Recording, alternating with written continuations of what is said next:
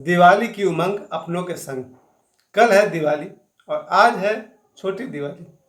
छोटी दिवाली को नरक चतुर्दशी भी कहा जाता है और कहा जाता है कि भगवान श्री राम ने रावण का वध आज के दिन किया था और उसके बाद उनके पास सिर्फ एक दिन समय था, जिसके लिए कि उन्होंने विभीषण से कहा था कि तुम अपना पुष्पक विमान हमको दे दो, हमको एक दिन के अंदर अयोध्या पहुंचना है।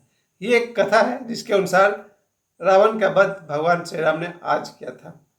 दूसरी एक कथा के अनुसार एक नरकासुर नाम का एक राक्षस हुआ करता था, उसका वध भगवान श्री कृष्ण ने आज के दिन किया था और उसके कैद से 60,000 कुछ युवतियों को भगवान श्री कृष्ण ने स्वतंत्र किया था, आज़ाद किया था और नरकासुर का वध उन्होंने आज किया था, इसलिए आज के दिन का नाम नरक चतुर्दशी भी है।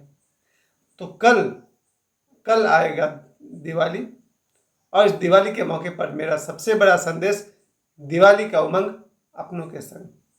दिवाली के दिन अपनों के साथ रहने का जो सुख है, और अपने मतलब कौन और पराये मतलब कौन, बहुत साफ साफ है।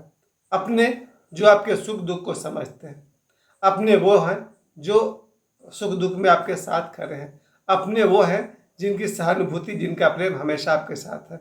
और मेरे लिए बहुत सीधी सी बात है, माता पिता पत्नी बेटा बेटी भाई बहन, ये जितने भी रिश्तेदार हैं वो सब अपने हैं, लेकिन उनमें से बहुत सारे लोग हैं जिनको आपसे प्रेम नहीं है। कोई बात नहीं, पर्व त्यौहार के दिन छोटे मोटे मनमुटाव को भूल जाना चाहिए और अपनों के संग, खास करके मैं अपनी बात कर रहा हूँ, मेरे साथ मेरा बेटा है, मेरी बेटी है, परिवार के मेरे लोग हैं, उन सब के साथ मुझे दिवाली तो मनानी है। और मेरा विशेष संदेश यही है कि जहाँ तक हो सका, मैंने 2 दिनों तक, धनतेरस के दिन और छोटी दिवाली आज के दिन, यानी कल और आज, मैंने लगातार हमने मैसेज किया है अपने कुछ करीबी लोगों को, हैप्पी धनतेरस या फिर हैप्पी छोटी दिवाली, और मुझे आश्चर्य 8 में से 2 लोगों ने मुझे रिप्लाई किया है।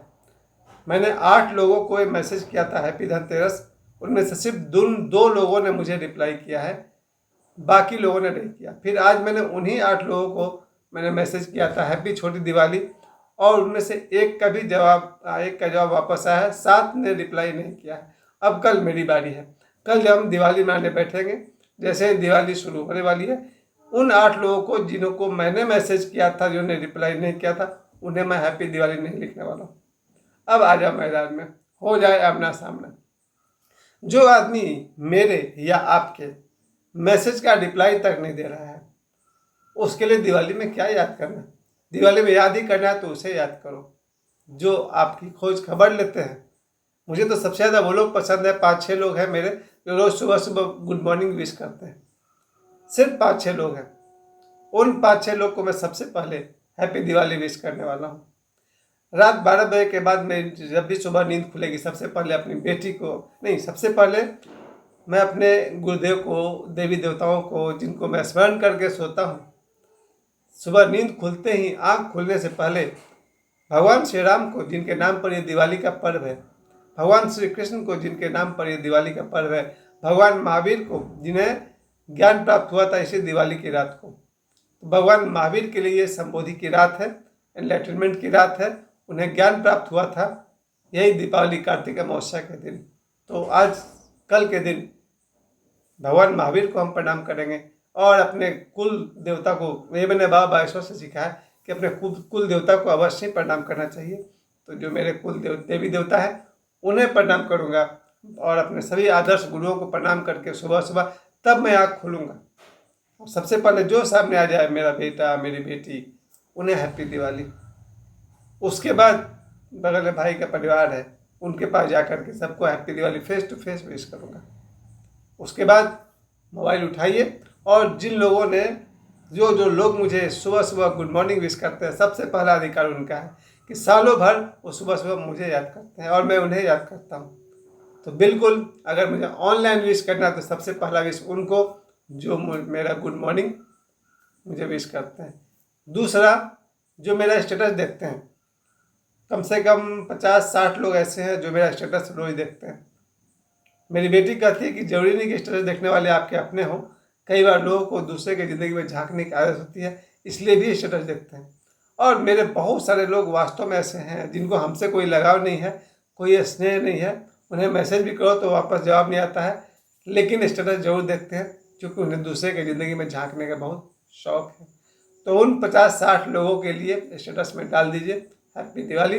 इसको देखना है देखो, नहीं देखना है मत देखो। दूसरा, यूट्यूब पर मेरे जितने भी दर्शक हैं, नियमित रूप से कम 10 लोग तो ऐसे जरूर हैं जो मेरे वीडियो को 10 व्यू तक पहुंचाते हैं। उन 10 लोगों को मेरी तरफ से दिवाली की हार्दिक शुभकामनाएं। फेसबुक पर मेरे कम से कम 100 या 150-200 लोग हैं जो मेरे इस लॉन्ग वीडियो को जरूर देखते हैं।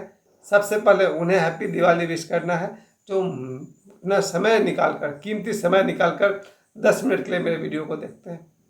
उन्हें विश करना है हैप्पी दिवाली। और दिवाली मनाने का कुछ तरीका भी मैं आपको बताऊंगा, क्योंकि अब मैं 53 साल का हूं और मैंने दुनिया देखी है। 53 साल में एक बात तो जरूर समझ में आ गया है कि सचमुच दिवाली पर्व में माता लक्ष्मी का आह्वान किया जा सकता है। बहुत पहले मैंने सपने में दिवाली के रात को मैंने लक्ष्मी माँ का सपना देखा था और सचमुच ऐसा हुआ। उसके कुछ वर्षों बाद मेरी शादी हुई। मैं मानता हूँ कि मेरी पत्नी लक्ष्मी का रूप थी। मैं मानता हूँ कि उन्होंने मुझे एक बेटा एक बेटी दिया, जानता भी हूँ। उनके कारण मेरे जीवन में सुख शांति है। मेरी धर्मपत्नी का देना, मेरे लिए मेरी धर्मपत्नी लक्ष्मी थी, मेरी माँ लक्ष्मी थी, मेरी पत्नी लक्ष्मी थी, मेरी बेटी लक्ष्मी है और बहुत सारे रिश्तेदार हैं, खासकर भगिनी भतीजी और कितने सारे लोग हैं। ये सब मेरे लिए लक्ष्मी के रूप हैं। तो दिवाली का जो उमंग है वो अपनों के संग है। और कल सुबह लगभग सुबह 9 बजे 10 बजे के आसपास से तो मेरी भाग दौड़ शुरू। तो सुबह 10 बजे के आसपास से वो जो भी घर में जरूरी सामान है वो ला के रख देना है। सजावट का काम दिन भर करते रहना है। फूल और मिठाई का इंतजाम कर लेना है और भी दिन में जितना भी काम बाकी है वो सब करते जाइए। लाइटिंग का काम तो 1 सप्ताह से मेरे यहाँ चल ही रहा है। और सचमुच कुछ ऐसे हम लोग काम करेंगे जिससे हमारे घर में माता लक्ष्मी का आगमन हो और माता लक्ष्मी का वास हो, हमारे घर में माता लक्ष्मी रहे। मैं भी इस बात को प्रैक्टिकली समझ गया हूँ। जीवन में धन का होना भी बहुत आवश्यक है। धन के बिना हमने अपने जीवन के 50 साल बिता दिए, बड़ी मुश्किल होता है। एक गरीब आदमी दिवाली मनाए तो कैसे मनाए। कोशिश करूँगा थोड़ा बहुत जो भी मदद कर सकूँ, किसी की मदद जरूर कर दूँगा। और शुरुआत ही, और मेरे यहाँ जो शाम होते होते जब हम लोग घर के बाहर में हम लोग स्वास्तिक बनाते हैं, दरवाजा के दोनों तरफ फिर ओम लिखते हैं, शुभ लाभ लिखते हैं। उसके बाद शाम 6 बजे से पहले ही हमारे घर में पूजा शुरू हो जाती है। और मेरे यहाँ पूजा हमेशा हर साल से डॉक्टर न्याय दत्त शेमाली यानी कि निखिलेश्वरानंद जी करते हैं।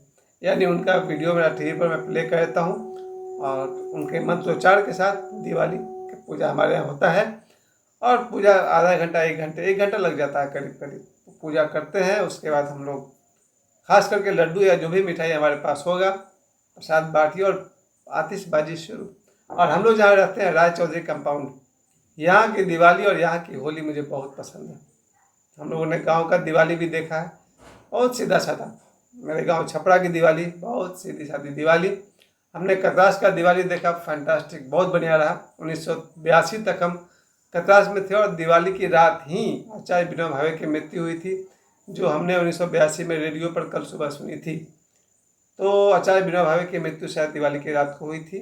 अगले दिन सुबह हम लोग रेडियो पर समाचार सुने थे। 82 तक हम कतरास में थे। फिर पाथरडी में ट्रैफिक कॉलोनी का दिवाली जीवन भर याद रहेगा। मुंबई का दिवाली मैंने मनाया, मुझे अच्छा नहीं लगा क्योंकि वहाँ मेरे अपने घर के लोग नहीं थे। जहाँ मेरे अपने नहीं है, माता पिता भाई बहन नहीं, वहाँ की दिवाली क्या दिवाली होगी। मुंबई में मैंने बहुत साल दिवाली मनाया, अच्छा नहीं लगा। बस दिवाली का असली मज़ा है तो अपने परिवार के साथ है। माता हो, पिता हो, भाई हो, बहन हो, बेटा हो, बेटी हो, पत्नी हो, फिर तो दिवाली का मज़ा ही मज़ा है। और कल शाम वही होने वाला है 7 बजे तक। आप सभी अपने अपने घर में जैसे भी आप पूजा करते हैं, पूजा करने के लिए नियम नहीं, श्रद्धा बस काफ़ी है। अपने हिसाब से पूजा पाठ करिए और वही शाम को 6-7 बजे के आसपास इतना हृदय से पूजा पाठ करिए कि आपके विचार शुद्ध हो और माता लक्ष्मी आपके घर आए भी और आपके यहाँ वास भी करें। और क्यों नहीं करेंगी। मैंने तो कल भी कहा था कि माता, पत्नी, बहन, बेटी सभी में लक्ष्मी जी का वास है। आप जिसको सम्मान करेंगे वहीं से आशीर्वाद बरस जाएगा। फिर आतिशबाजी को लेकर के मैं यही कहूँगा, 7 बजे से रात 10 बजे तक हमारे यहाँ होता है। सावधानी की बहुत ज़रूरत है। अब मेरे में हिम्मत नहीं है कि हम कर सकें, सावधानी से आतिशबाजी भी किया जाए, तो वो तो होने ही वाला है। दिवाली में जो कोई जहाँ कहीं भी है, अपने लोगों के साथ जरूर मिलकर रहिए, और अपनों का मतलब जिससे आप प्रेम करते हैं। याद रखिएगा, प्रेम सदा ही पवित्र होता है, सदा ही। आप जिससे भी प्रेम करते हैं, जिससे मतलब जिससे, ये मेरा अपने गुरुओं के आशीर्वाद से मुझे समझ में आई है, प्रेम हमेशा पवित्र होता है, चाहे आप जिससे भी प्रेम करते हैं। जिससे मतलब जिससे, इसको उर्दू में मुझे बहुत पसंद है बोलना, मोहब्बत कभी नाजायज़ नहीं होती। तो इस दिवाली के अवसर पर आप जिससे भी प्रेम करते हैं उसे दिवाली विश जरूर करिएगा। और दिवाली का जो असली मज़ा है वो यही है कि दिवाली की उमंग अपनों के संग। मेरे सभी दर्शकों को, मेरे प्यारे मित्रों को दिवाली की हार्दिक शुभकामनाएं, बहुत बहुत बधाई।